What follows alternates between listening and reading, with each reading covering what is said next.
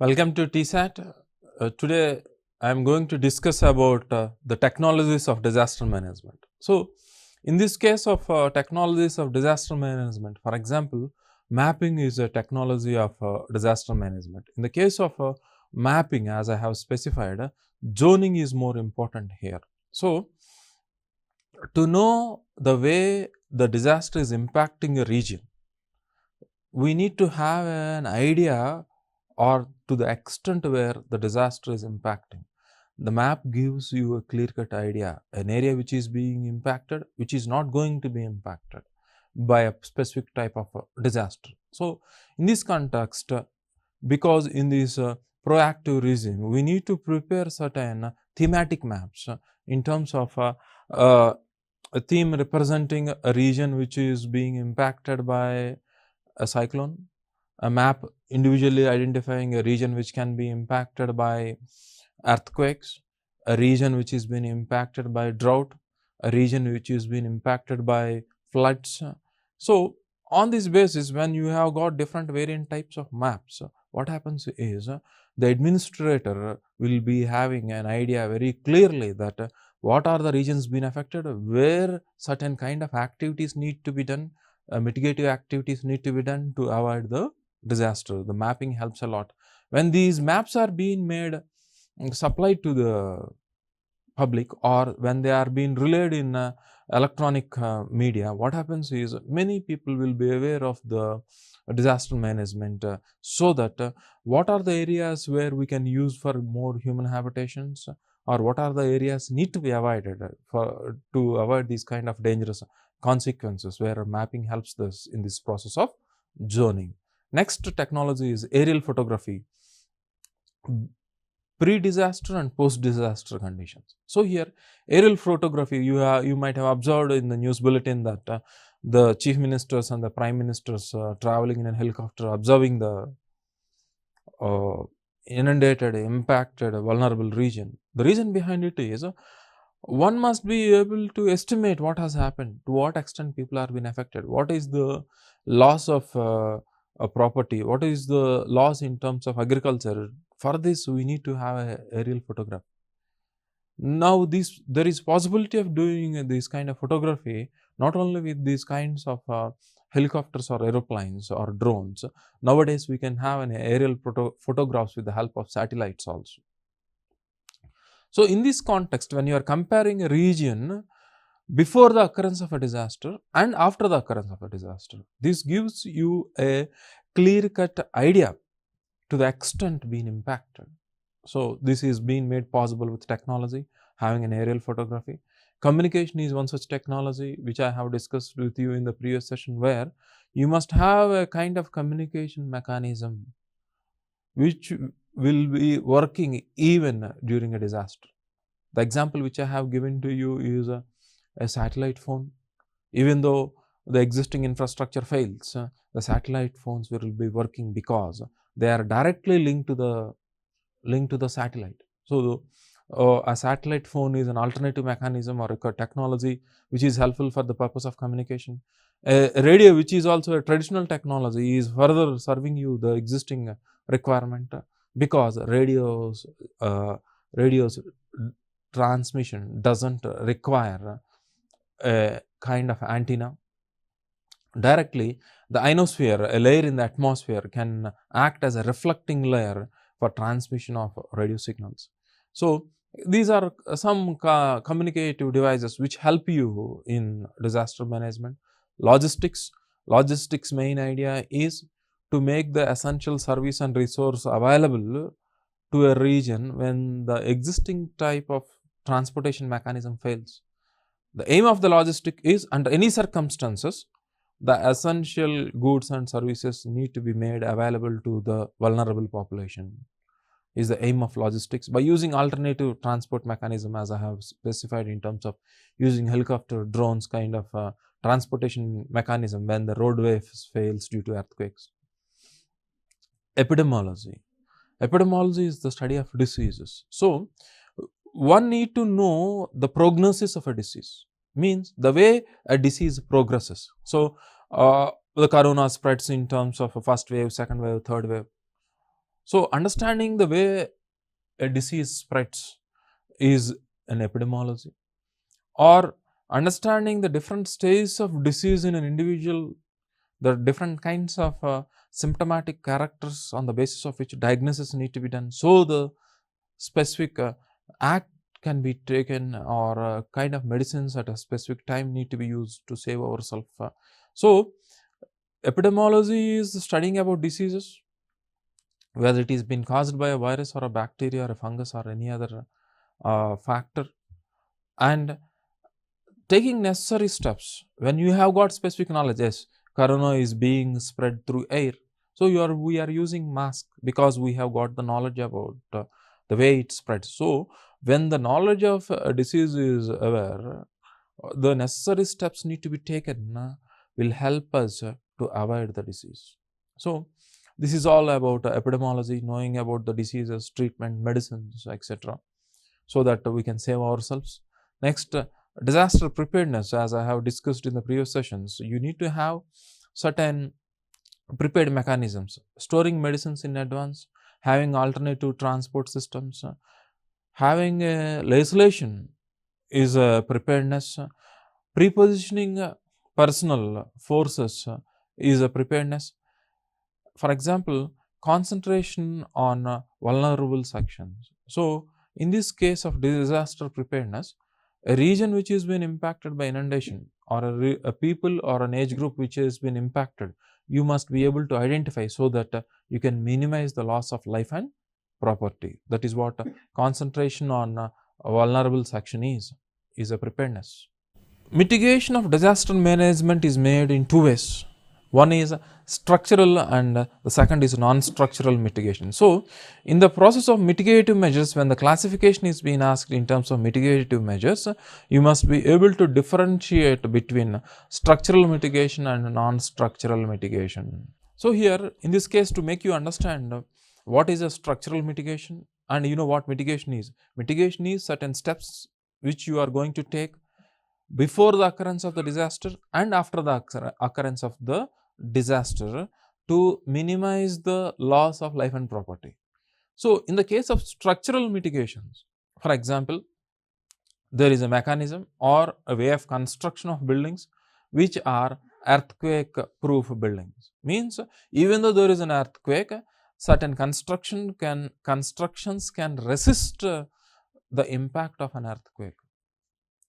So, it is a structure being constructed to avoid the destruction is a structural mitigation.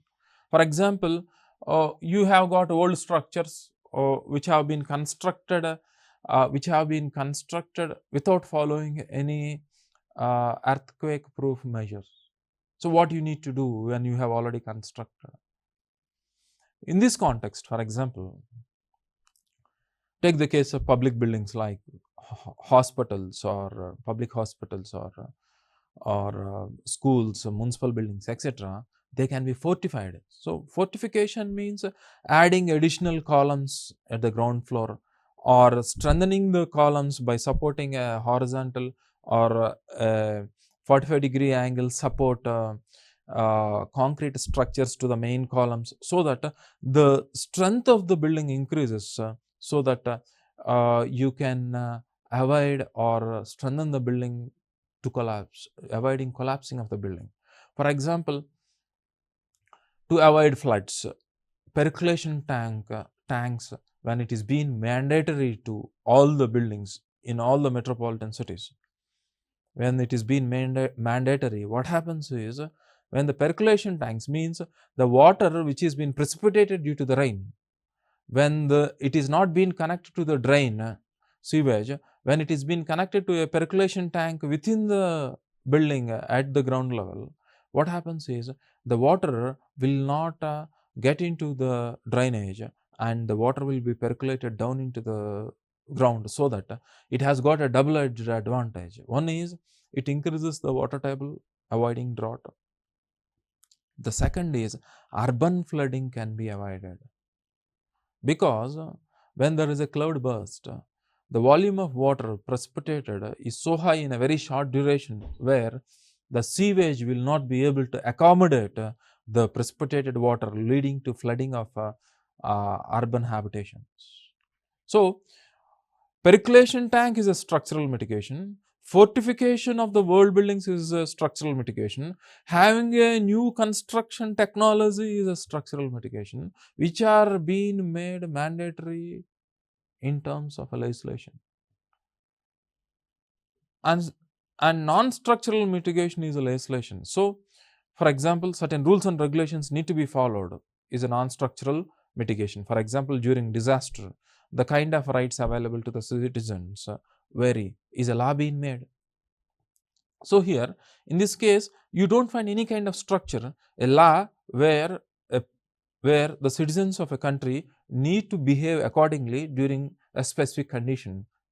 A legislation is not a structure, is a law which prevents a disaster. So, for example, as I have given in the first episode regarding the institutional structure of disaster management, NDMA structure is based upon a legislation, is a non-structural mitigation. So, and these structural and non-structural mitigation varies from disaster to disaster. For example, the structural mitigation in the case of an earthquake and a cyclone varies. In the case of a cyclone, you need to construct a cyclone shelter in the higher elevated regions, is a structural mitigation, whereas in the case of earthquake, you need to fortify the existing buildings, is a different mode of structural mitigation. So, laws need to be made during warfare, laws need to be made during earthquakes, inundation, pandemic, or non-structural mitigations. Disasters are also been where they have been classified, or there are different types of disasters based upon the rate at which they attack you.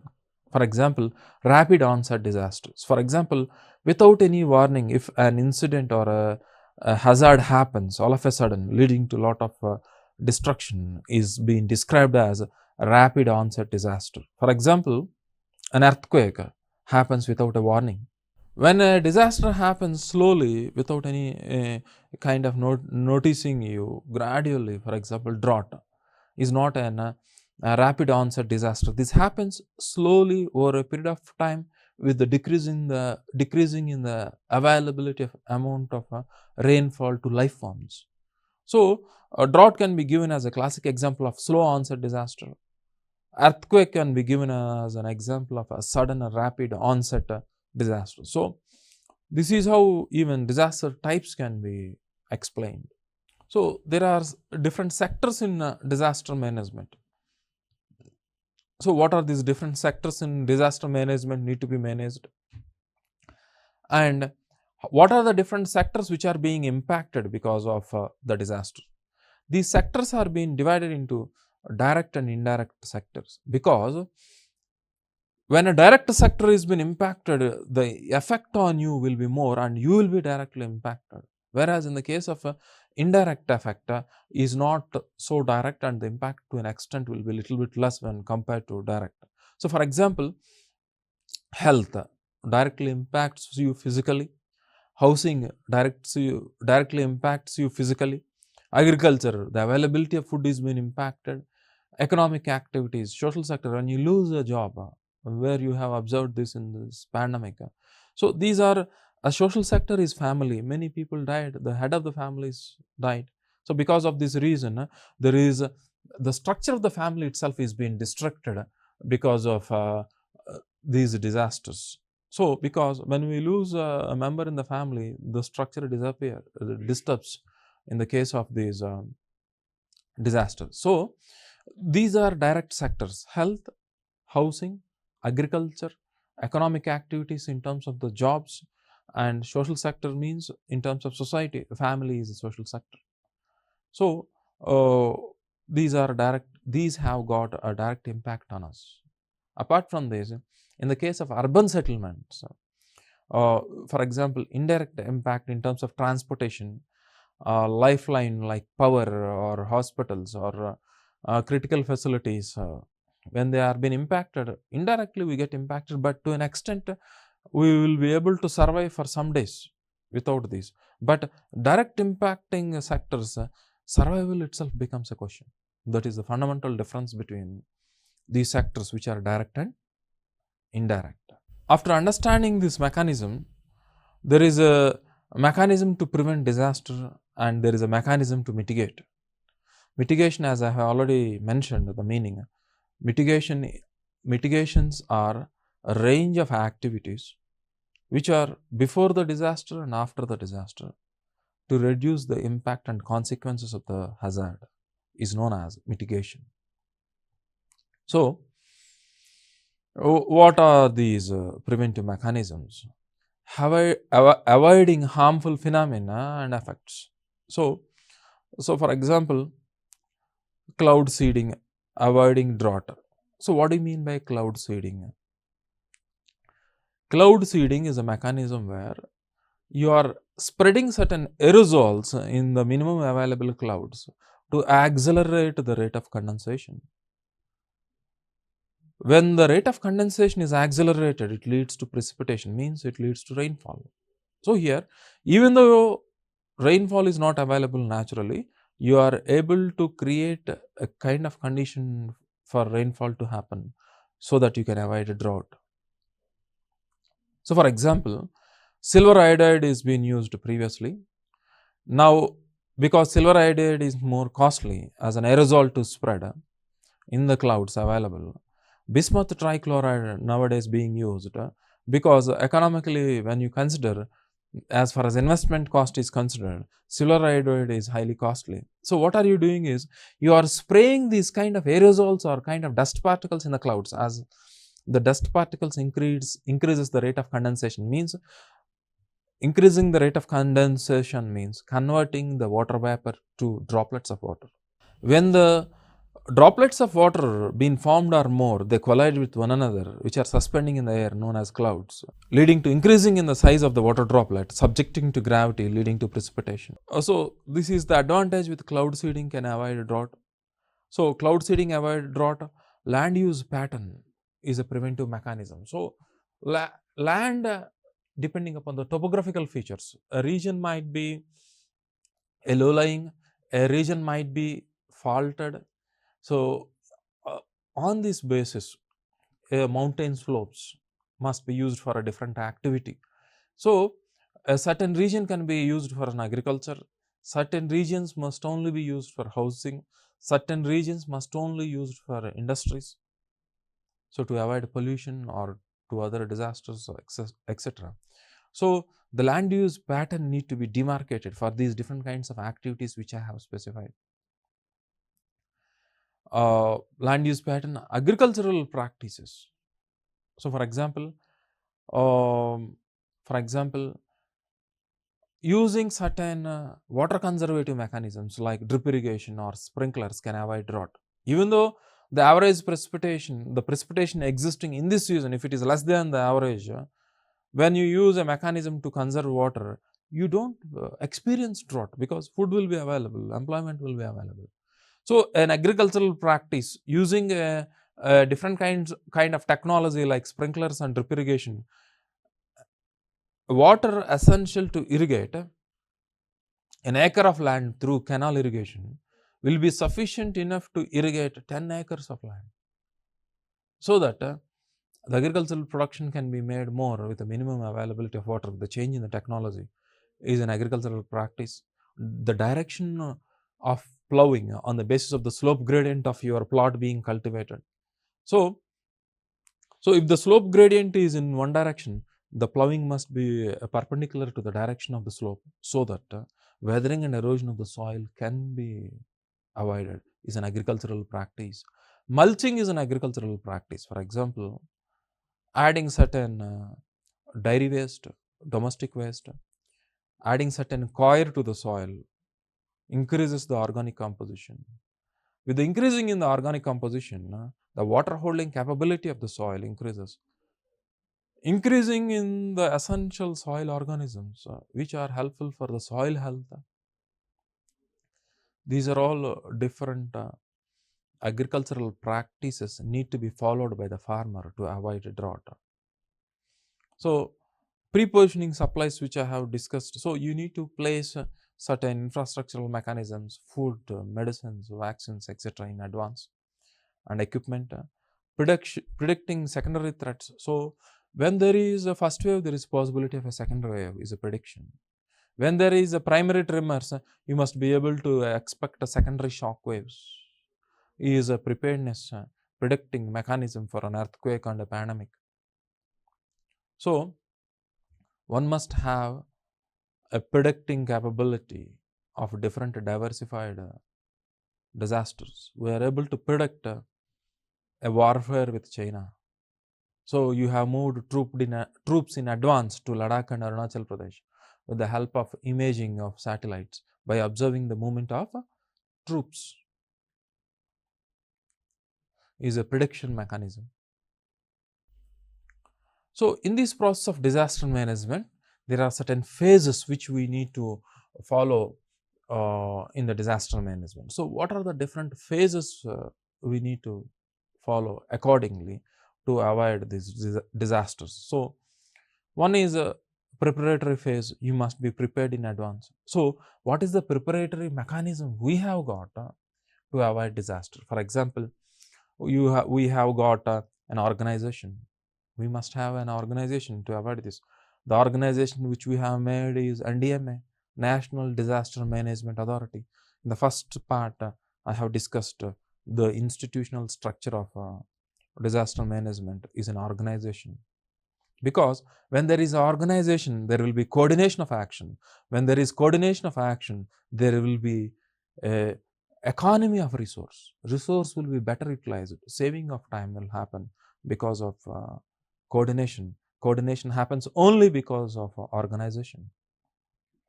The organization we have got is NDMA legislation. So, this NDMA is being established and executed on the basis of a legislation being made known as Disaster Management Act 2005 is a legislation which has specified that there are certain authoritative levels at different hierarchies.